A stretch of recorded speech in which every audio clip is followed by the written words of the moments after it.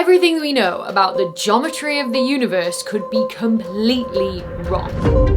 This is one of my favourite unsolved problems in all of cosmology, and yet it doesn't get talked about outside of research papers. It's called the curvature tension, but it all links into the crisis in cosmology that I've talked a lot about on this channel before. We've always thought that the geometry of the universe is flat. Not its shape, it's geometry. Those are two very different things. But back in 2019, a careful analysis of 6 years worth of data from the Planck telescope was published suggesting that the universe wasn't flat at all, and instead, it was curved. So what is going on here? Well, in this video, we're going to dive into the details of the curvature tension and chat first about what is the difference between the shape and geometry of the universe. Second, why we even care about whether the universe is flat or not. Then we'll chat about how we measure if the universe is flat. And then finally, what the curvature tension is and what different data sets are telling us. So first, what the difference is between shape and geometry, because this does trip a lot of people up, myself included when I first learned about this. So I think we're all familiar with what a shape is. It's a sphere or a cylinder or a flat plane or a donut. It's the structure of something, right? It's how everything is interconnected on a large scale. Geometry, however, is different. It's a property of space itself on a local scale, and it describes how objects behave on that space. So there's 3 options for geometry. You can be flat, closed, or open. Flat geometry means that if you draw 2 parallel lines on that space and extend them to infinity, they will never ever meet. Whereas closed geometry means if you draw 2 parallel lines and extend them across the space, eventually they will meet. And then the opposite is true for open geometry, which is when if you draw 2 parallel lines and extend them to infinity, they will diverge from each other and never meet. You might also see this described as if you draw a triangle, do the angles sum to more or less than 180 degrees. A sphere is the usual example given for a closed geometry, and a Pringle shape for an open geometry. And weirdly, the curved geometries are ones that people can wrap their head around, but it's the flat geometries that people really struggle with, because a flat geometry doesn't mean a flat shape, a flat piece of paper. In fact, there are lots of shapes that have flat geometries, like, for example, a cylinder. Because if I draw 2 parallel lines around the edge of this cylinder, they will never meet. Now, I can make a cylinder out of a flat piece of paper because they both have flat geometries, but I couldn't make a sphere out of a flat piece of paper without cutting it, without changing the geometry of the paper. I can make like a donut shape if I roll it up like this and then curve it around to make the donut. And that's because technically parts of a donut also have flat geometry as well. These are not flat shapes, but they are flat geometries. And it's a really important difference. So when we ask what's the geometry of the universe, we're not asking what shape it is. We're not saying, is it a finite sphere or does it extend to infinity? Instead, we're asking what's the curvature of space? Which brings me nicely to part 2, why we actually care whether the universe is flat or not. Well, the geometry of the universe is like a direct fingerprint for the physics that shaped the universe in the very first few fractions of a second of its lifetime. Specifically, it's a test of something known as inflation. An unimaginable burst of expansion, which took something the size of an atom and stretched it out to the size of a melon in less time than it takes light to cross a single proton. If inflation happened like our best model of the universe predicts it did, then that inflated expansion should have stretched the universe flat. It should have given the universe a flat geometry. And inflation underpins our explanation for why the universe looks the same in every direction that we look in, why matter is so evenly distributed, and why structure formed the way that it did. So our best model of the universe is just one big house of cards, with inflation being one of the things at the bottom, propping it all up. Take inflation away, and everything comes crumbling down. This is why cosmologists care so much about whether the universe is flat or not. Now, thankfully, there is a number that describes the geometry of the universe that we actually have a hope of measuring, and it's represented by the Greek letter omega. And that number is at the heart of the entirety of cosmology. It's technically a measure of the energy density of the entire universe. But the maths is set up so that if omega equals exactly 1, it means the geometry of space is flat. But if omega is greater than 1, space curves back in on itself and the universe has a closed, curved geometry. If omega is less than 1, it's got that Pringle-like geometry, aka an open universe. So how do we know if omega is 1 or not? How do we actually measure if the universe is flat? Well, remember our parallel lines and how they behave differently in a flat or closed or open universe. Well, those parallel lines are essentially the paths that light will take through the universe. So if we're going to try and measure this curvature signal, we need light that's been traveling for a really long time.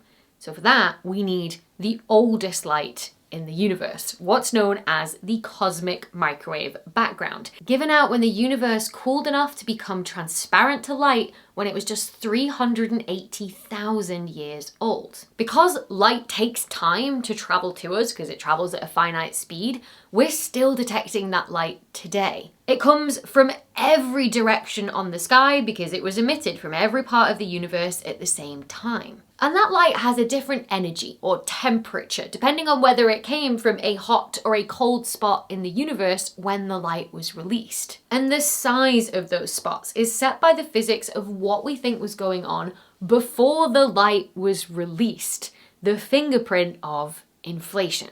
So, our best model of the universe can give us a prediction for the sizes of those patches if the universe is flat, and therefore two light rays that were emitted parallel to each other in this cosmic microwave background travel through space for 13.8 billion years and stay parallel to each other before they're then detected here on Earth with our telescopes. If instead the universe was closed though, then those two light rays would eventually converge and intersect. We would then extrapolate that back out and it would appear like the patches on the cosmic microwave were bigger than they were. Or if the universe had open curved geometry, then those light rays would spread apart on their journey through the universe and we would extrapolate those back so that the patches on the cosmic microwave background would look smaller than they actually were. So whether the universe's geometry is flat, closed, or open changes what we expect the cosmic microwave background to look like. The problem comes with the fact that that's not the only thing that affects the sizes of those patches on the cosmic microwave background. The density of normal matter in the universe or the amount of dark matter also does this. So to measure the geometry or the curvature of the universe, we're often measuring multiple different properties of the universe at one time. They're all intertwined. So that when we try to get a best fit model to the universe to measure omega, there's a really big uncertainty on the number that we get out. But the first experiment to actually do this was the boomerang experiment in the 1990s, which flew a telescope on 3 high altitude flights to detect the cosmic microwave background. And they found their data showed the universe was very close to flat. At least they couldn't say with any certainty that it wasn't flat. Similarly, the first year of observations from the WMAP experiment in the 2000s showed that the universe was close to flat. They then slowly collected more and more data over a number of years to get a stronger signal, so that by the end of their 9-year experiment, the data still favoured a flat universe. So the assumption was, the universe must be flat. But then along came ESA's Planck mission in the 2010s. Which brings me to part 4. This curvature tension and the confusion with all these different data sets. Because another thing that also affects the size of the patches on the cosmic microwave background is gravitational lensing. If the light encounters massive galaxies of billions of stars as it travels through the universe, those massive galaxies can act like lenses, bending the light around them, again, changing the path that the light takes, whether the universe is flat or curved. Now, the scales that this happens on in terms of the sizes of the patches on the cosmic microwave background are very small, and earlier experiments like the WMAP mission couldn't pick out those kinds of details. But ESA's Planck mission could. This was a telescope that launched in 2009, which had 3 times higher resolution than WMAP. And as it slowly collected its data over the next few years, it became clear that our predictions for the sizes of those smaller patches on the cosmic microwave background, after you've taken into account all the fact that gravitational lensing should be happening, didn't actually match the data from Planck. What's more is that they didn't even match within the uncertainties on the data either. This is what's known as the Planck lensing anomaly. And it is what set excited alarm bells ringing in the cosmological community. It was Di Valentina and collaborators in 2019 who pointed out that this could be explained if the universe wasn't flat and instead had a closed geometry. Here's their figure that shows how the curvature and the amount of lensing are intrinsically linked. And that while there is still a chance it could be that the universe is flat, just with more lensing happening, the more likely model is a closed universe at greater than 99% confidence. Similarly, Handley in 2021 calculated the odds against a flat universe in the Planck data at more than 50 to 1. But that was 5 years ago, and now Planck isn't the only high-precision cosmology experiment we have. The Atacama Cosmology Telescope, or ACT, is a ground-based telescope sitting at about 5,000 meters up in the Chilean desert, which has also slowly been taking data over the past 6 years, building up a stronger and stronger cosmic microwave background signal. In particular, we got much better data on the polarization of the light in the cosmic microwave background from ACT. Its noise level is like 3 times better than Planck. Polarization is the orientation of the light wave. Essentially, is it waving this way or is it waving this way or some which direction in between? And the reason we care about polarization is because the lensing that the galaxies do to the light twists the polarization pattern in a very predictable way. So measuring that twist with the polarization gives you another way of getting at how much lensing happens so that you can separate it from the curvature of the universe. So the ACT findings were published last year with this paper by Louis and collaborators. And I want you to look at this plot. It shows the Planck data with the orange points and then the ACT data in blue. The grey line there shows the prediction for a universe with a flat geometry. The top represents the energy of the cosmic microwave background and the bottom the polarization of it. And you can see they mostly agree in the energy or temperature data. But that weird anomaly found by Planck that's really obvious in the polarization data, in the orange points, has completely disappeared in the ACT data shown by the blue points. You can see that really clearly here too, with these distributions that show the most likely value that you get for the amount of lensing going on and then the curvature that you get when you fit it to each dataset. Planck says it's definitely closed, and ACT says it's very likely flat. Okay, so is there even a curvature tension, right? We've got better technology now, it's 5 years later. Is ACT not just better data leading to better model and we can just disregard the Planck data? Sadly, no. We still need the Planck data and we need to understand what's going on here. ACT is a ground-based telescope, so it only covers about 40% of the sky, the parts that are visible from Chile. Planck was a space satellite that covered the entire sky. That's a big deal because it means the larger scales in the cosmic microwave background can only be measured from space and away from the interference of the atmosphere. These large scales of the cosmic microwave background feed into almost every single parameter in your cosmological model of the universe. So we need them, and ACT can't give us that. And so often people combine Planck with their ground-based data that they've got, like ACT. And so if you do that, you still really need to understand what's going on with the Planck data.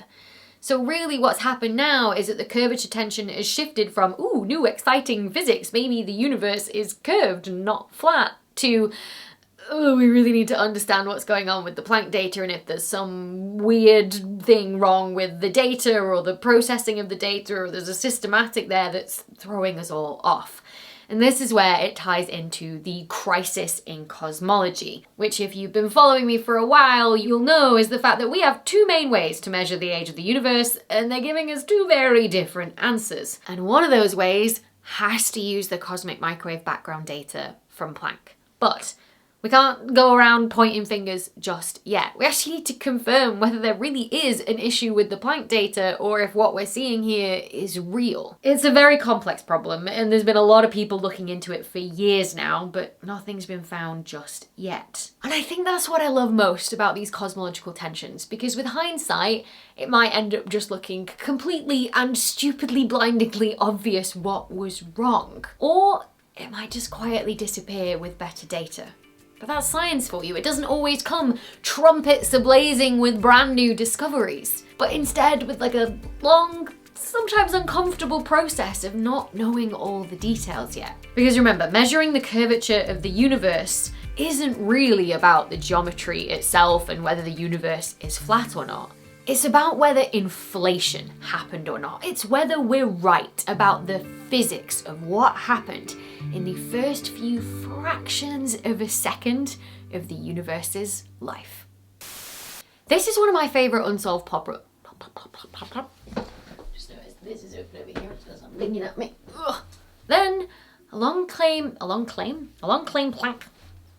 Necessarily mean, I can't pick up this piece of paper. Was curved. It's a very, oh, also it was my eye, but there's birds tweeted outside right at the end of that. Hopefully it's not in it. Let's do it again.